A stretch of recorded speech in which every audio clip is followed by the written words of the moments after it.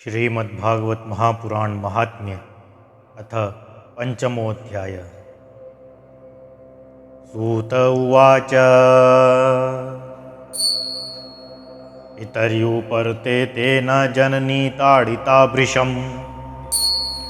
क्व वित्तं तिष्ठति ब्रूहि हनिष्ये लत्तया न चेत् इति तद्वाक्यसन्त्रासा जनन्या पुत्रदुःखतः उपेपातः कृतो रात्रौ तेन सा निधनं गता। गोकर्णतीर्थयात्रार्थं निगर्तो योगसंस्थितः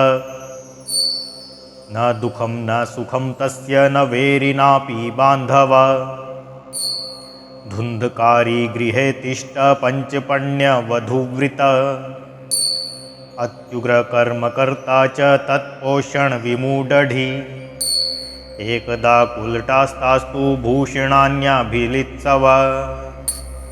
तदर्थं निर्गतो गेहात् कामान्धो मृत्युस्मरन् यतस्तश्च संहृत्य वित्तं वैश्म पुनर्गतः तोभ्यायच्छ सुवित्तानि भूषणानि कियन्ति च बहुवित्तचयं दृष्टा रात्रो नार्यो वचारयन् चौर्यं करोत्यसो नित्यमतो राजा ग्रहीष्यति वित्तं हृत्वा पुनश्चैन मारयिष्यति निश्चितम् अतोऽर्थगुप्तये गूढस्माभिः किं न हन्यते निहत्येनं गृहीत्वार्थं यास्यामो यत्र कुत्रचित् इति ता निश्चयं कृत्वा सुप्तं समबध्य रश्मिभिः पाशं कण्ठे निधायास्ये तन्मृत्युपचक्रमु त्वरितं न ममारासो चिन्तायुक्तास्तदाभवन् तप्ताङ्गरसमूहांश्च तन्मुखे हि विचिक्षिपु अग्निज्वालातिदुःखेन व्याकुलो निधनं गता तं देहं मुमुचुर्गते प्राय साहसिका स्त्रिय न ज्ञातं तद्रहस्यं तु केनापीदं तथैव च लोके पृष्टा वदन्ति स्वं दूरं यात प्रियो हि न आगमिष्यति वर्षेऽस्मिन् वित्तलोभविकर्षितः स्त्रीणां नैव तु विश्वासं दुष्टानां कारयेद्बुधः विश्वासे यस्थितो मूढः सद्दुःखे परिभूयते सुधामयं वचो यांसा कामिनां रसवर्धनं हृदयं शूरधाराभं प्रियं को नाम योषितां संहृत्य वित्तं तायाता कुलटा बहुभर्त्रिका धुन्धकारी बभूवात महान् प्रेतकुकर्मत वात्यारूपधरो नित्यं धावन् दशिरोन्तरं शीतात् परिक्लिष्टो निराहार पिपासित न लेभे शरणं क्वापि हा देवेति मुहुर्वदन् कियत्कालेन गोकर्णो मृतं लोकाद् बुध्ययत अनाथं तु विद्यत्येव ज्ञायश्राद्धमचीकर यस्मिन् तीर्थे तु संयाति तत्र श्राद्धमवर्तय एवं भ्रमन् स गोकर्णः स्वपुरं समुपेयान् रात्रौ गृहाङ्गे स्वपुन्नमागतो लक्षितः पर तत्र सुप्तं स विज्ञाय धुन्धकारी स्वबान्धवं निशिते दर्शयामास महारौद्रतरं वपु सकृन्मेष सकृध्वस्ति सकृञ्च महिषो भव सकृदिन्द्र सकृचाग्निभुनश्च पुरुषो भव वैपरीत्यमिदं दृष्टा गोकर्णो धैर्यसंयुत अयं दुर्गतिकः कोऽपि निश्चित्यात् तं ब्रवीत् गोकर्ण उवाच अस्त्वमुग्रतरो रात्रौ कुतो यातो दशामिमां किं वा प्रेतपिशाचो वा राक्षसोऽति न शम्नः सूत उवाच एवं पृष्ठतथादेन रुरोधचे पुनः पुनः अशक्तो वचनोच्चारे संज्ञमात्रं चकारः ततोऽञ्जलो जलं कृत्वा गोकर्णस्तमुदेरय तत्सेकहत पापोऽसो प्रवृत्तं पचक्रमे प्रेत उवाच अहं भ्राता त्वदीयोऽस्मि धुन्धकारीति नामतः स्वकीयेनैव दोषेण ब्रह्मत्वं नाशितं नया कर्मणो नास्ति संख्या मे महाज्ञाने विवर्तिन लोकानां हिंसकसोऽहं स्त्रीभुर्दुःखेन मारित अत प्रेतत्वमापन्नो दुर्दशा च वयाम्यहं वाताहारेण जीवामि देवादीनफलोदया अहो बन्धो कृपा सिन्धो भर्तृमाशु वोचय गोकर्णो वचनं श्रुत्वा तस्मै वाक्यं मथा ब्रवीत् गोकर्ण उवाच वधर्तुं गया पिण्डो मया दत्तो विधानत तत्कर्थं नैव मुक्तोऽसि ममाश्चर्यम् इदं महत् गया श्राद्धन्न मुक्तिश्च पादयो नापरिस्तिव किं विधेयं मया प्रेत तत्त्वं मत्सविस्तरम् प्रेत उवाच गया श्राद्धशतेनापि मुक्तिर्मे न भविष्यति उपायं परं कञ्चित् त्वं विचारय साम्प्रतम् इति त्वदाख्यमाकर्ण्ये गोकर्णो विस्मयं गतः शतश्राद्धेन मुक्तिश्च साध्यं मोचनं तव इदानीं तुं निजं स्थानं मातिष्ठ प्रेतनिर्भय त्वन्मुक्तिं साधकं किञ्चित् चारिष्ये विचार्य च धुन्धकारी निजस्थानं तेनादिष्टस्ततो गतः गोकर्णश्चिन्तयामास तां रात्रिं न तदज्ञगा प्रातस्तमागतं दृष्टा लोका प्रीत्या समागता तत्सर्वं कथितं तेन यज्जातं च यथा निशि विद्वांसो योगनिष्ठा च ज्ञानिनो ब्रह्मवादिनः तन्मुक्तिं नैव ते पश्यन्त शास्त्रसञ्चयान्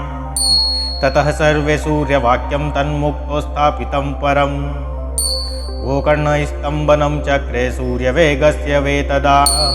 तुभ्यं नमो जगत्साक्षिन् ब्रूहि मे मुक्तुहेतुकम्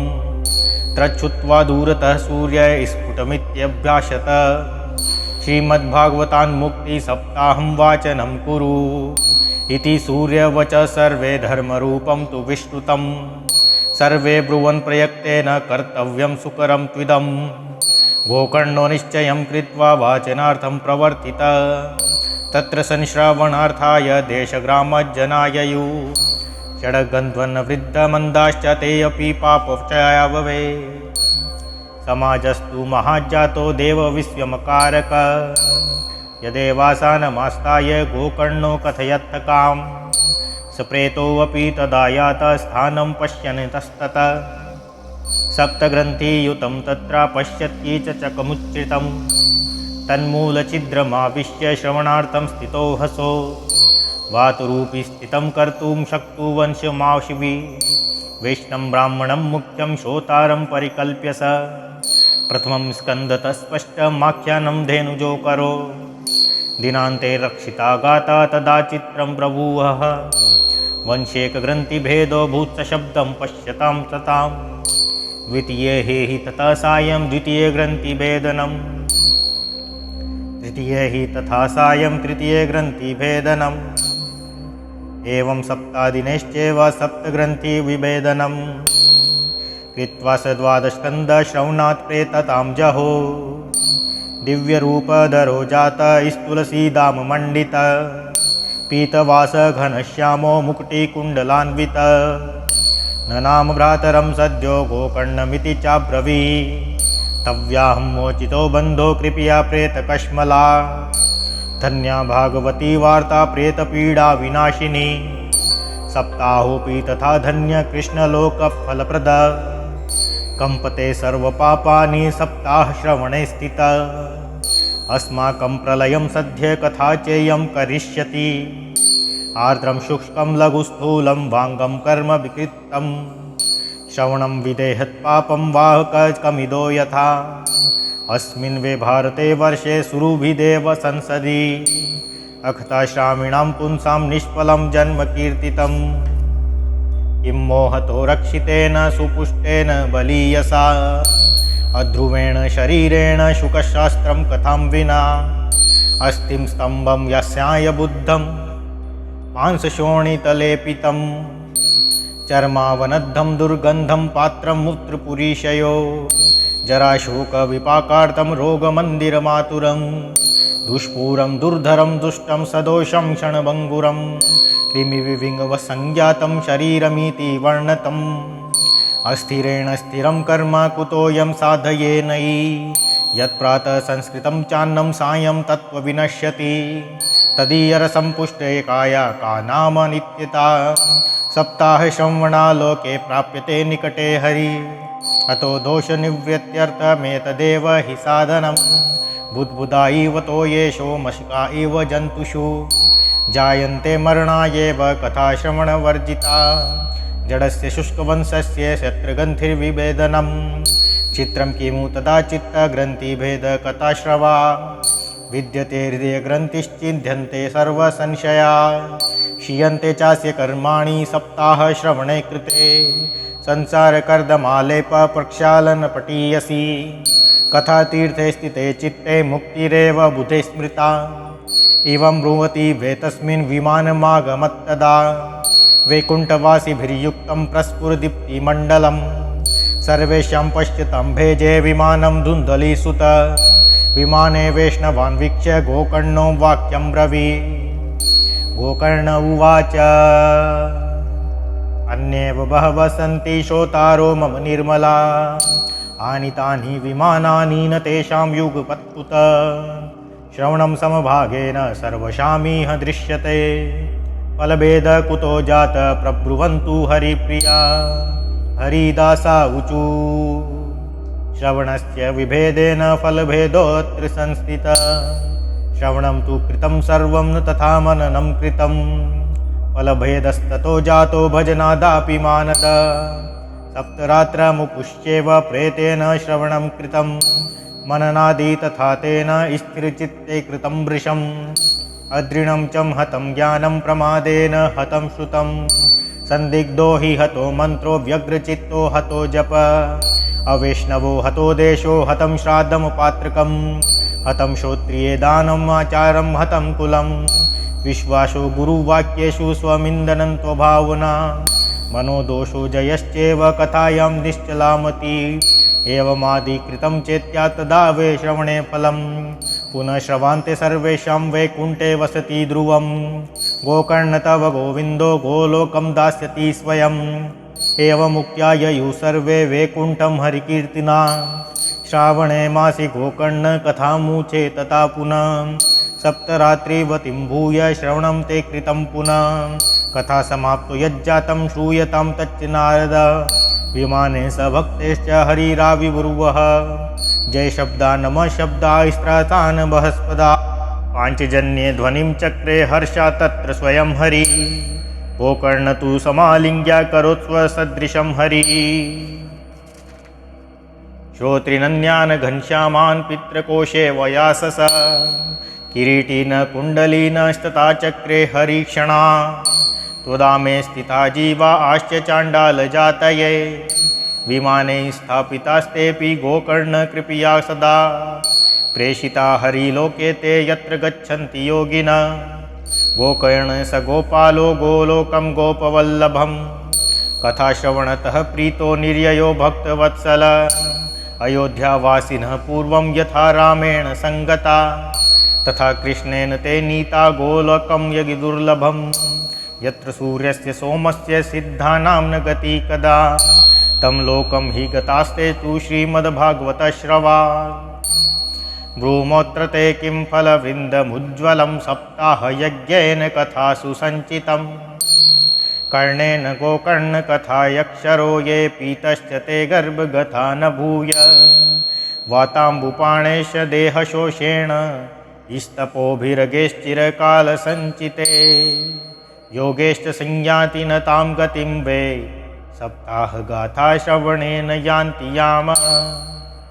इतिहासमिमं पुण्यं चाण्डिल्योऽपि मुनीश्वर पठते चित्रकूटस्थो ब्रह्मानन्दपरिप्लुत आख्यानमेतत्परं पवित्रं श्रुतं शक्तिदे विद्यहेदगोगं श्राद्धे प्रयुक्तं पितृतृप्तिमावहे नित्यं सुपाठादुन पुनर्भवं च इति श्रीपद्मपुराणे उत्तरखण्डे श्रीमद्भागवत महात्म्ये गोकर्ण मोक्षवर्णनं नाम 5मोऽध्यायः।